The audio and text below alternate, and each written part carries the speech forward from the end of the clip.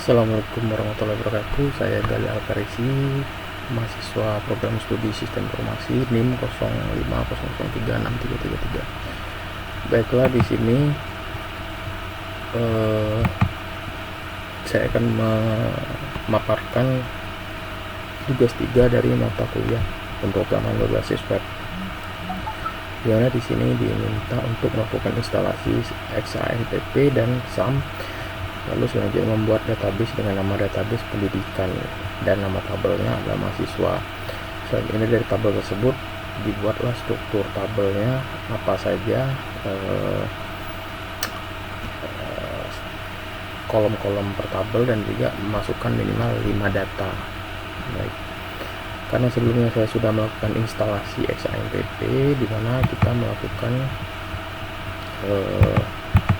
instalasinya melalui alamat web resmi XAMPP. Di download, di menu download ini nanti tinggal kita pilih OS nya Windows atau Linux atau Apple gitu ya. Nah, setelah berhasil download, kita lakukan instalasi seperti biasa sebagaimana instalasi aplikasi pada umumnya. Nah, lalu kita buka di sini. Kita sebagai administrator, lalu kita jalankan Apache dan MySQL nya, lalu kita buka browser. Nah, browsernya kita buka, lalu kita coba akses localhost. Nah, gini ya. Karena nanti setelah instalasi itu dia akan membuat folder namanya XAMPP di local disk C, di folder di directory OS di mana kita diinstal. Lalu di sini terlihat sudah ada beberapa database yang sudah saya buat karena ada project juga. Jadi pertama-tama kita bisa membuat database di sini ya. Nah, ini ada beberapa database. Nah, ya sudah ada di dalam PHP MyAdmin-nya SQL. Nah, kita akan mencoba membuat database baru dengan query yang sudah kita pelajari. Kita buat nama database-nya pendidikan, lalu kita jalankan go. Nah, sebelah kiri bisa kita lihat nih ada database pendidikan di sini ya. Nah, di sini kan bertambah nih database pendidikan. Nah, lalu kita masuk ke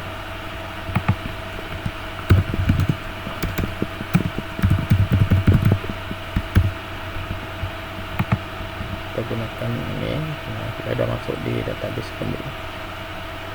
pendidikan. Oke. Nah, kita pilih ini database pendidikan. Nah, lalu kita masuk ke SQL nya untuk membuat tabel. Nah, kita masukkan query sebagai berikut. Nama tabelnya sesuai petunjuk tadi, mahasiswa, di mana kita masukkan komponen datanya ID dengan jenis datanya integer, auto increment, jadi dia otomatis data itu bertambah 1. Lalu kita jadikan ini sebagai primary key. Oke, lalu kita lanjutkan kolom yang kedua, kita buat kolom nama, jenis datanya itu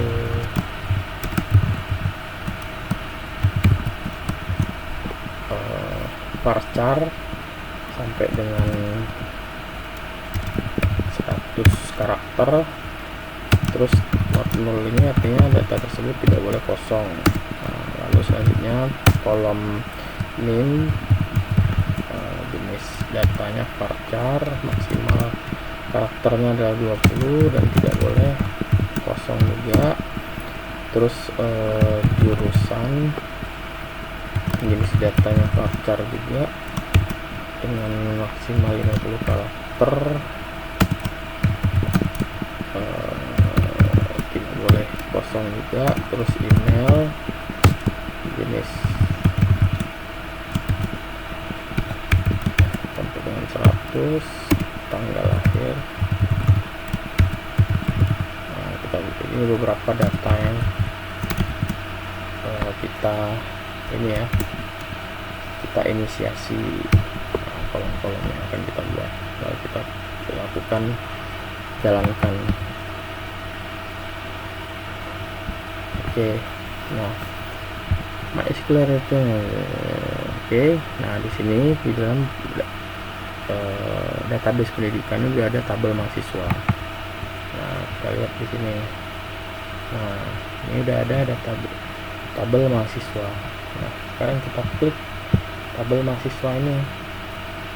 Nah di sini kan baru terdapat apa namanya struktur tabelnya, belum ada isinya. Nah baru struktur tabelnya berupa kolom-kolom ID, nama, NIM, jurusan, email, tanggal lahir. Nah bagaimana kita untuk memasukkan datanya? Kita masuk ke struktur ini struktur data ini ya, struktur data per kolom ya, yang sudah kita create tadi. Nah ini ID sebagai primary key, jenisnya integer, ini auto incrementnya dia otomatis bertambah 1 gitu, kita memasukkan data dan lain sebagainya. Oke, nah kita masuk di SQL nya. Nah ketika kita masuk ke SQL, kita otomatis query itu membuat select bintang from mahasiswa where gitu kan, kondisi di mana kita mau melakukan apa. Tapi karena kita mau memasukkan data ke dalam tabel itu, maka kita menggunakan query insert into tabel mahasiswa ya kan.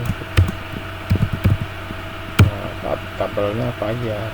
Nah, ini terus jurusan, terus ini kalau ID tadi otomatis dia auto increment, jadi nggak perlu kita ini.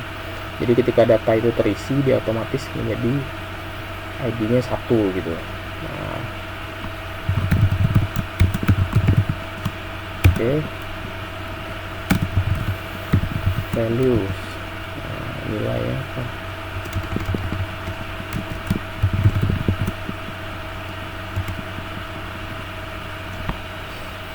Values. Oke. Misalnya namanya Ahmad Rizal. Jangan lupa untuk karakter data harus kita pakai tanda punctuation atau ketik 1 di atas untuk menandakan bahwa itu data 2020 1 misalkan ini NIM-nya segitu ya. Terus kita masukkan teknik informatika, lalu karena ini terus email kita masukkan juga Ahmad rizal@gmail.com. Oke, lalu kita masukkan tanggal lahirnya tahun 2000 dengan formatnya date year, month, date gitu ya urutannya. Nah, gitu. Oke, lalu kita lanjutkan lagi. Data selanjutnya di Santoso 2020 01 02, jurusannya sistem informasi, lalu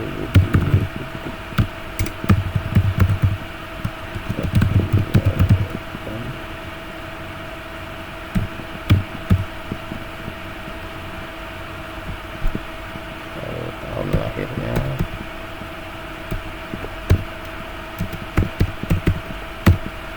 sesuaikan seperti ini. Oke, kita lanjut ke data berikutnya, misalnya nama itu kita beli 2020 01 03 jurusan manajemen di sana.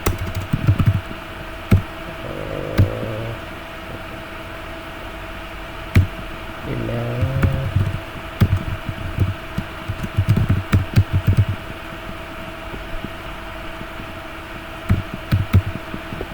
tahun lahirnya 1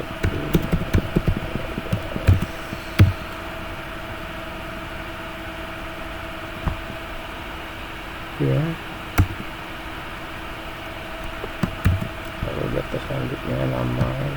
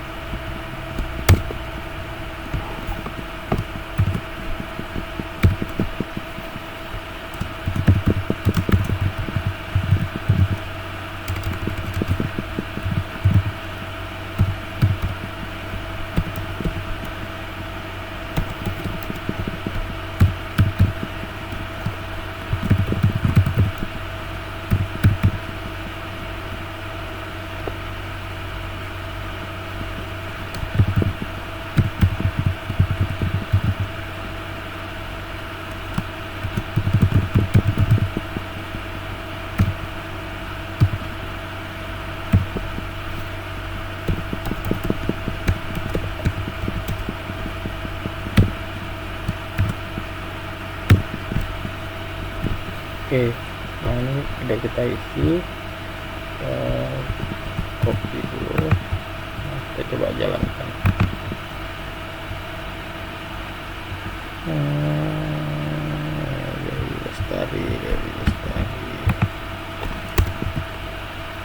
Dewi Lestari.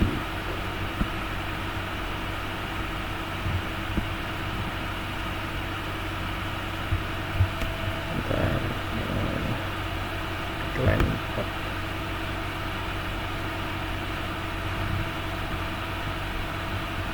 Oh sorry, ini belum kita tutup ya. Nah, ini juga belum tutup. Nah, oke, kita coba. Oke, berhasil akhirnya. Nah, kita lihat di tabel mahasiswa. Nah, di sini sudah ada data-datanya, ID-nya otomatis bertambah karena dia auto increment tadi. Oke, baik, demikianlah hasil praktek tugas 3 saya. Semoga dapat memberikan hasil yang maksimal. Atas perhatiannya saya ucapkan terima kasih. Wassalamualaikum warahmatullahi wabarakatuh.